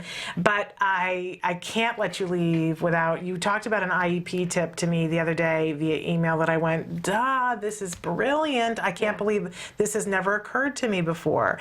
And I think it's something that everybody needs to hear about. So tell the IEP tip. Okay, well, the IEP process is a good thing. I know it doesn't feel like it, but the whole point of it is to come up with these goals. And I love that because being goal-oriented really gives you something to look at, to hold on to work towards, right? Yeah. And everybody at school should be working towards them. But here's the reality, and I'm a classroom teacher. I taught in LAUSD for years in general education. The reality is the IEP is in a file in a locked filing cabinet, maybe in the principal's locked office. Nobody gets access to it who really needs it. So my tip is this. You take the IEP after you've had a few strong drinks when it's over. Not that same day. Not the same day. Give it a day or two. Sit down at your computer and take that tiny little print and type it in a Word document that is 12, 14 point font and provide that that list of goals, every goal, to everyone who comes into contact with your child. Love it. You can type up all of the goals and hand it to your child's teacher and say, look, I know you don't get to really sort through that, and it's so hard to read, so I just type these up so they're easier for you. Every teacher is going to say, wow, that's cool. And then they're going to read them. Right. Or you maybe just want to focus, this week we're really focusing on these few social communication goals, and I know it's buried deep in the IEP, so here they are. And you can, some of the goals are, for example, a child who has food allergies needs to self-advocate, and who's going to help them with that? The playground aide. The playground aide has absolutely no access to the IEP, so they need something, and preferably with a picture of your child, particularly if it's life-threatening allergies. Put a picture of your child. Quinn is allergic to dairy and bread and soy, and give that to people. Have them post it. There may be a substitute teacher who comes along and gives away candy because that's what people do. Right. Drives me crazy, but you need to make sure that everybody who's in contact with your child knows the vital information to keep your child safe and to keep them goal-oriented. And this was in preschool. A couple of Quinn's teachers did this for him, and one of the teachers just made a bookmark with 3 specific social goals for Quinn, and every day she gave him a stamp and said, look, you were looking at me, you get a stamp for that. So she kind of involved him in the process of looking at these goals. So, like I said, the IEP is a good thing when you get those good goals. You want to stay focused on them, and you want to make sure that everybody who works with your child gets access to them, including family. You can give them to your in-laws. You're going for a couple weeks at Christmas. Make sure that the people who they care, they want to know, they have that really basic information about what your child is needing at this moment in time. And I read this from you the other day, and I went, oh my gosh, this is just absolutely brilliant. And as I started thinking about it, I was thinking, what I would want to do to it too. I was already, because I'm always a project. Tweak it, Staples. So I was seeing a sheet protector with IEP goals on one side and the BIP, the Behavior Intervention Plan, on the other side. Absolutely. Because I can't even believe in the time since we started this show how often we hear a story about a child on the bus or in the classroom and somebody didn't follow the Behavior Intervention Plan. Right. And it makes me while crazy. it is really legally the school's obligation, their responsibility to make sure the bus driver knows. Yeah, but they've got their hands full. They really do. Throw them a little help, Yeah. because it's going to help your child. Don't be angry about what the school's not doing. Yeah. See what you can do to help out, because people who work in special education, for the most part, really are individuals who've chosen this because they care about our kids. Yeah. And often in the bureaucratic nightmare of working in a school, and I have done it. It's not a pretty place to work in a public school. No. It's very difficult, and in all of that, it's easy to lose sight of why you're doing it. Yeah. So what we can do as parents is really take a deep breath and contact and develop relationships within the school network of those people who are taking care of our children, and give them the support they need. It's just like anybody, and our children respond well when we give them positive feedback. The teachers respond well when you give them positive feedback. And these little things you can do to help them do their job is tremendous. And it can make a difference not just for your child, but for all the students in the class. Absolutely, absolutely. Well, great tip. You're a great mom, and I'm so glad that I finally got to meet you in person to put a face to all these great things that you write all the time. And again, I want to remind everybody that you and Moira, you guys sort of what's the expression for what you guys do for the group that we're in? You co-monitor? We're the coordinators for our local chapter. Okay, but that again, TACA is filled with amazing people, moms and dads, not to take anything away from you and Moira, because you guys are incredible. I think of you as super women, but it just seems to me what I have met is that TACA is filled with super parents. It is an incredible organization, and I'm so honored to be a part of it, because the difference that we can make for people it's life-changing, and absolutely. I'm very humbled by what families go through and the support they need, and I'm happy to be able to be a part of it. So I invite all of you to find the way that you want to participate, the way that you would like to get support, and in turn might be able to provide support for somebody else. This is a great organization, and I encourage you to check it out, www.tacanow.org, and we'll have you back. Okay. And I want to have your husband to come on the show. I have to tell you, I told Quinn I was coming, and he's like, you know, I wouldn't mind missing some school to help out. So if you'd like to have a 9-year-old, he's willing to come. I would love to have him on the show. Okay. It might even be an interesting thing at some point, because you know, I think it's very interesting for people when we talk about different outcomes, that I've shared before on the show that my son, we use the same words that you used, that he is recovering. Those are the words that we use. And it's always interesting to me to watch the difference in kids. And the first time that I saw him side by side with somebody who had recovered, I knew how much further we had to go along, right? And to see the differences in our kids is kind of an interesting, fascinating thing. So maybe sometime we can get some video of my son and your son playing together, because I think they should meet. Absolutely, absolutely. I think they would have a great time together. Yeah. Okay, wonderful, wonderful having you here. I so appreciate it. And Thanks for having me. We got things to do. But we're going to take a break. We're going to let Holly go. And when we come back, I've got the toy of the day recommendation. I meant to ask you, what toy do you recommend? I'm glad you asked. I asked the question to both Quinn and my daughter, who's 11, and they both said a good plush. Which every parent is like, oh, you know, how many plush toys can you have in your life? Like, I see. Quinn's got a lion that he loves. Okay. And so Fiona, of course, concurred.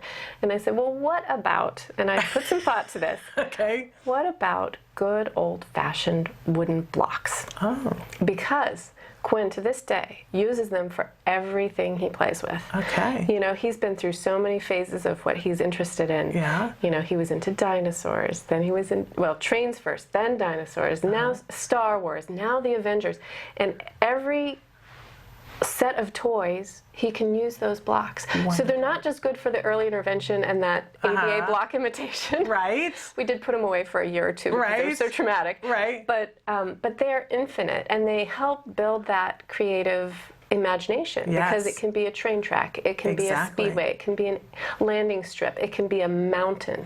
Our jargon today was symbolic play, and blocks are great for that, because you can turn them into all kinds of different things. So wonderful. Now, do you have just the ones that are square blocks, or do you have the ones that are different shapes and that have some pillars and the little cutout too? Yeah, the basic old-fashioned blocks. In fact, my good friend has the set of blocks from when she and her sisters were younger. That her kids play with, and my kids play when they go over.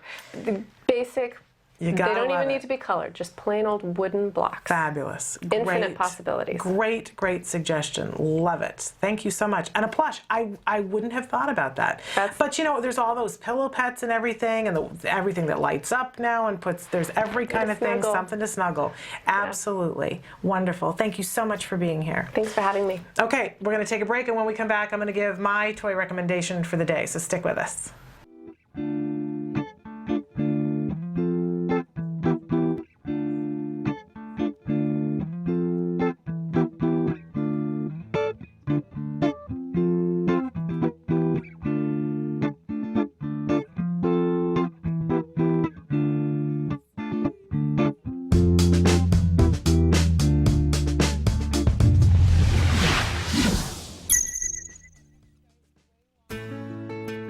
Skills is a revolutionary web-based program that incorporates comprehensive assessment, curriculum design, progress tracking, and treatment evaluation for children with autism all in one place.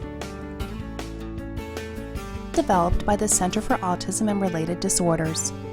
Our approach is based on over 40 years of research on the principles of learning and their application to improving the lives of children with autism. How does Skills work? Created with speed and simplicity in mind, Skills was modeled on an easy 3-step process. Step 1. Start assessment. Step 1 begins with our intelligent assessment system, which consists of a series of questions. This assessment is essential to identifying your child's level of skills compared to their typical peers across all areas of development. This includes assessing social, motor, language, adaptive, play, cognition, executive functions, and academic skills. Every skill has an assigned age which indicates when the skill emerges during typical development. This means that each child is automatically presented only with lessons that are relevant to his or her age.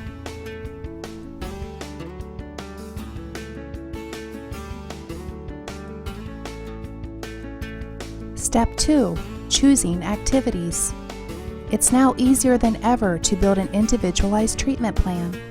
In Step 2, you are presented with an individualized pool of activities that are directly linked to your student's assessment results. Each activity represents a specific skill that has been indicated by the assessment as needing to be taught. Activities are categorized by curriculum and then by lesson. There are 3 main types of skills: building blocks, fundamental, and expansion skills. Fundamental skills are necessary for successful everyday functioning. Building blocks are prerequisites to a fundamental skill. Expansion skills are non-essential skills, but may provide further enrichment in certain areas. After reviewing the activities available to you, you can quickly add your chosen activities to the treatment plan by simply checking the box and clicking the button. Step 3. Start treatment. Once you have selected and added the activities you want, you are ready to begin teaching.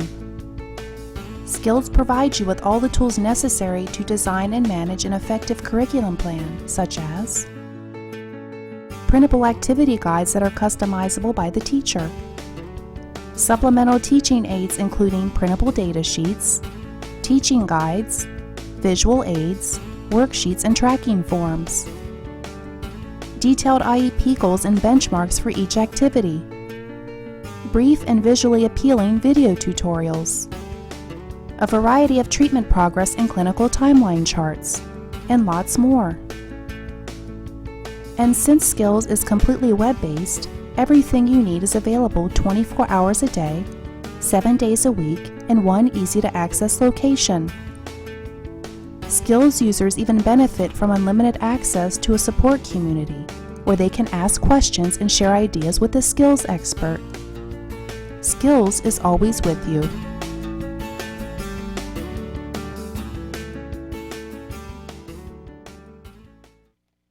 Welcome back. It is that time of the day when we talk about the toy of the day. Special segment that we're doing this week on play skills and toys. And I want you to know that my husband and I you can see that it's mostly green. So we shoot on a green screen. So that's why it's kind of see-through. Kind of fun trick. My husband and I spent a lot of time talking about this, about which toys we personally would recommend this week. And, you know, there have been lots of different phases that our son has gone through. And we both got very excited about this particular thing to talk about because this was an amazing tool. And a friend with neurotypical children had told me about this video and said, oh, this is the thing. If you're having any kind of difficulty teaching your child the alphabet, and I've shared before on the show that it seemed like we just couldn't get the alphabet to stick.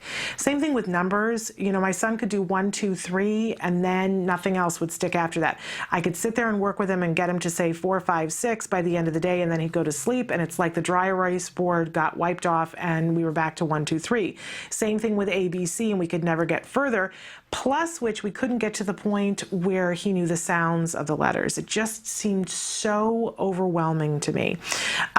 And once we started ABA, the therapists were working with him on it, and there was more opportunity, and we saw that we were making some headway, but we really wanted to capitalize on it. And this little DVD really helped us to do that. And we saw leaps and bounds happen so that when he was working on the alphabet with his therapists or with us, he got that much further. It's I will tell you this, is one of those love-hate relationships that there was a period of time when if you had played the opening music to this, I probably would have cringed and run screaming from the building because it got played so much. But there we have the opportunity, right? There's something about this DVD that is addictive to children. And it's clever, very cleverly done, that the Leap family goes to the factory and where the dad works because they're going to do a presentation at the end, and one of the children wanders off and the director of the factory takes him on a tour of all of the different rooms in the factory. Each room has a different letter. So they see the letter, the uppercase and the lowercase letter on the door. They open up the door and inside are a bunch of the letters, and they all have arms and legs, and they're participating in the sound that the letter makes. And then every 3 or 4 letters they sort of recap as the letters get spit down the chute. It's very clever in the way that it attacks learning the alphabet. And there are little songs that go with everything. It will run in your head. You will want to at some point smack yourself in the head because you will say, I cannot get this song out of my head. But therein lies the magic, because your child can't either, and it begins to stick. And it's so beneficial because they'll know they'll have letter recognition for uppercase, lowercase, also understand the sounds. And it's cute. It's really cute. The letters are all involved in an activity, and we know that when we put an activity with something else that we're more likely to remember it.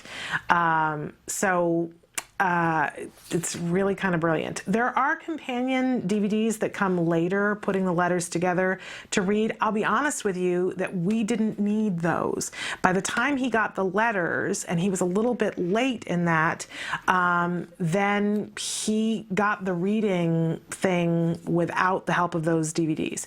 But the other thing that I love about this that's really spectacular is that this is available generally for under $10. You can find it online. So it is the Letter Factory from Leapfrog. A great, great gift that you can give. It does have a feature when you start to play the DVD that you can just have it replay, like those Baby Einstein videos. And there is something to be said for having it replay in the background while your child is just playing. They may not even be paying attention to it, but the little song worms its way in and they start to remember. So very beneficial. This is my personal copy of it, and you probably can't see because most of it is being chroma keyed out, but it's pretty war-torn because this saw a lot of activity for quite a while. It's rated for children ages 2 to 5. I would ignore that. If you have kids that are 1, I'd be sticking it in the DVD player. And if you have a child who's 10, who's still working on the alphabet, I think they'll love it. Great, great gift. There's even a game that you can play on it on the DVD player. So pretty amazing. I think it's about, it doesn't say on here, I don't have the little booklet anymore in it, but I think it's about a half hour and then it will play again if you choose. There's a way that you cannot have that choose. And you will be mad at me, but you will also be thankful if you get this. Right around $10. There you go. The Leapfrog Letter Factory. All right, so let's... Oh, somebody says, does the song go, the A says yes, every letter makes the sound, the A says yes. That's the one! You know the song. If so, my daughter saw it repeatedly at school a few years ago. So what I want to know is, did it help her to learn the alphabet? But that is exactly, I made a deal that I would never sing on the show, so I can't actually sing it. And there's a good reason why I made that deal. But yeah, that is exactly the song. Did it help her to learn the alphabet? And again, there's an action like the K, he goes into the room where the K is and the K kicks. And it makes the K sound as it's kicking, right?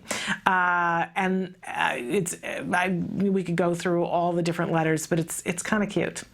In any case, we're here at the end of the show, and I just wanted to take a moment to once again say how much over the years that I learned from the two women who were here.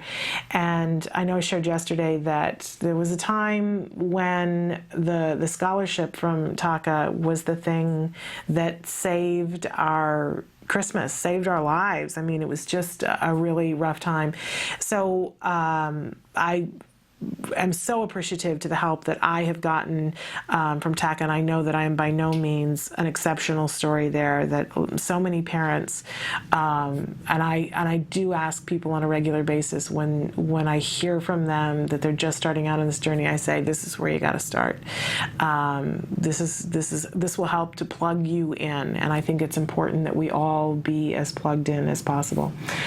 Okay, so the answer came back, yep, it helped her with putting things in alphabetical order by first letter. She was pretty good at knowing her letters. Interesting, though, that's one of the other things. Somebody else writes, the Leapfrog DVD, The Letter Factory, is wonderful. That is how our son learned his alphabet and sounds before kindergarten.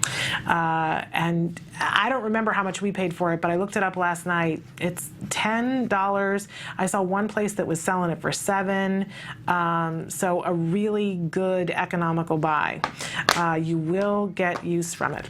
Okay, so we're down here at the last 2 minutes. I'm going to have Emily show the different ways that you can be in contact with us. If you have questions about anything that you saw today, or about TACA or anything at all, please be in touch with us. You know how much we love it when you guys participate with us. Also want to remind all of you that tomorrow at 1 p.m. Eastern Time, 10 a.m. Pacific Time, we will have Ask Dr. Doreen. Dr. Doreen Grandpichet will be with us. It's your opportunity to ask any question that you would like. We have, in the last few weeks since we started the segment, had a plethora, love that word, plethora of questions, so we haven't gotten through all the questions. We are keeping the questions in a bank, and I'm trying to cycle through them. If there's a question that you would particularly want answered, please feel free to ask it now and throughout the night, because usually the first 2 questions are questions that we got beforehand, just so that we're prepped for that. But ask your question whenever. Eventually, we will get through all of them, right? But it's a wonderful opportunity for you to be able to get information. She is just an amazing visionary. And the things I've learned so much in the last few weeks, and I know you guys have written and have said you have too. So join us tomorrow for that. And then, of course, in the 11 o'clock hour, I will be joined by Nancy Allspot Jackson. She will be with us for Let's Talk Autism with Shannon and Nancy. And we have another video that we'll be previewing from the TACA organization like we did yesterday.